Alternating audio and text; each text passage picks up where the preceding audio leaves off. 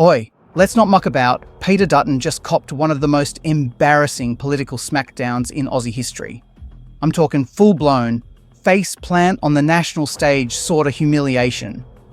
Mate, the bloke didn't just lose, he got absolutely steamrolled, and no one saw it coming. Or did they? Now, before you start screaming in the comments, no, this ain't some Labour fanboy fluff piece. This is straight talk. Raw. Unfiltered. Aussie style. Because what happened in this election wasn't just a political loss, it was a wake-up call, a bloody reckoning. And let me tell you, the Liberals, they're rattled, shook to their core, and maybe, just maybe, it's exactly what they needed. So how the hell did Peter Dutton, the so-called strongman of the Liberals, the bloke who reckoned he could out-tough Albanese any day of the week, end up with his political undies around his ankles in front of the entire country? Well, strap in, because this yarn's got more twists than a bogan at a BNS ball after a six-pack.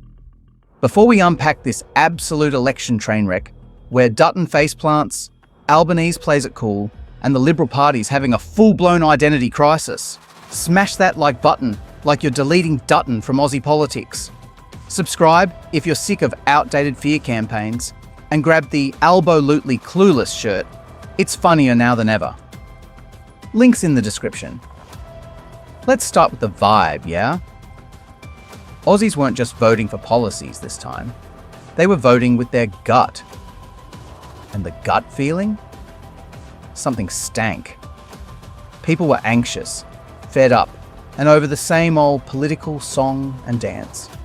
Dutton strutted in like he was the sheriff of a town that didn't need policing. He barked on about crime, immigration, national security. Same script he's been reading since 2006, mate. But this time, no one was buying it. Labour, on the other hand, pulled a bloody slick move. They didn't go for the loud punches. They went for the soft, clever taps, little whispers in voters' ears. They didn't need to tear Dutton down. They just let him speak. And that was enough.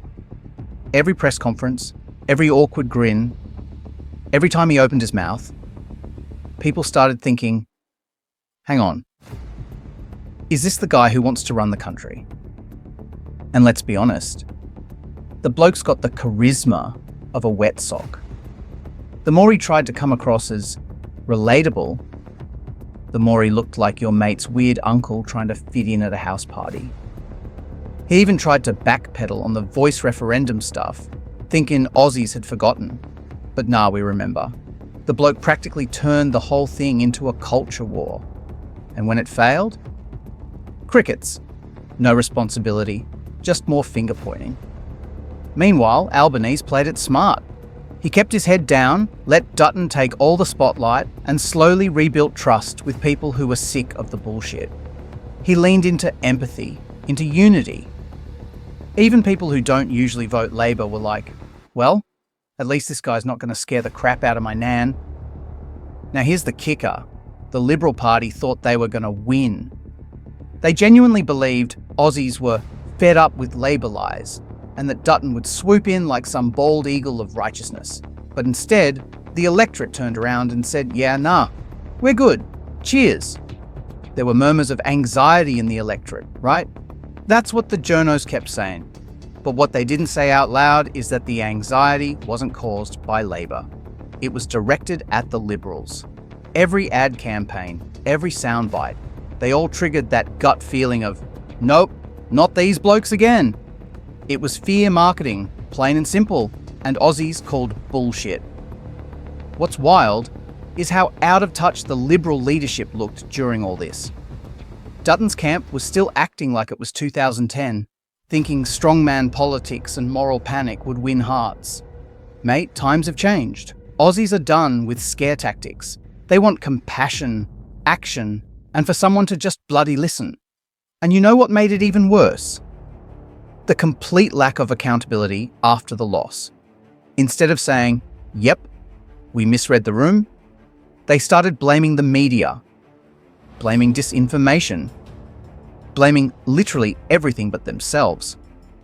Like a kid getting caught red-handed with their hand in the biscuit tin saying, "It wasn't me." The truth? This wasn't just a loss. It was a straight-up rejection of Peter Dutton himself. Voters weren't confused. They were clear. They knew exactly who he was, what he stood for, and they said, "Not today, champ." But here's the spicy bit the major networks won't touch with a 10-foot pole. There are whispers, serious whispers, that the Liberal Party might be looking to dump Dutton. Yep, get rid of him. Because if you think this was just a bad campaign, you're dreaming.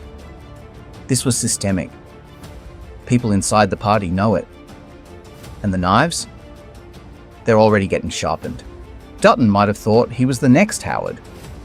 But after this mess, he's looking more like the next Tony Abbott, only without the surfboard or the onions. So what happens now? Do the Liberals actually grow a spine and modernise? Or do they double down and disappear into political irrelevance? Because I'll tell you what, if they keep pushing out the same old fear-driven, out-of-touch nonsense, 2025's going to make this loss look like a warm-up act. And let's not forget the public. We're not stupid. We see through the games. This election showed that everyday Aussies are way savvier than the polies give us credit for.